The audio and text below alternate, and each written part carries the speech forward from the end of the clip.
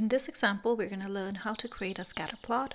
A scatter plot is a two-dimensional data visualization tool that uses dots to represent the values obtained for two different variables.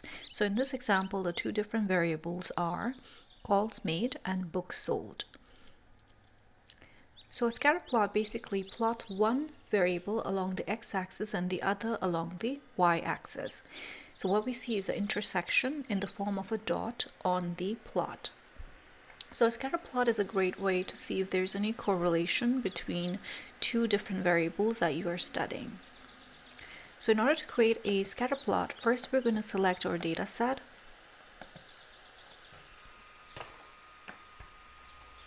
In this example, the two data sets again are calls made and books sold. So I've selected the data set here. Now I'm clicking on the Insert tab. And in the chart section, you will click on the scatter plot option.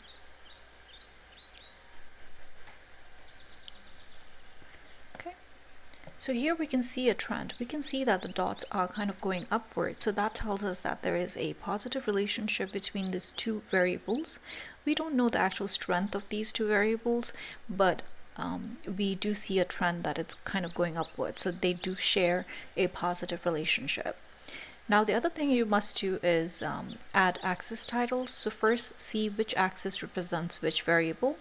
So looking at this diagram, it's clear that the calls made is on the x-axis and the books sold is on the y-axis. So next thing you want to do is click on the chart design tab. Click on the left side where you have add chart element. Click on axis titles and select primary horizontal. So here we're going to call our horizontal axis calls made.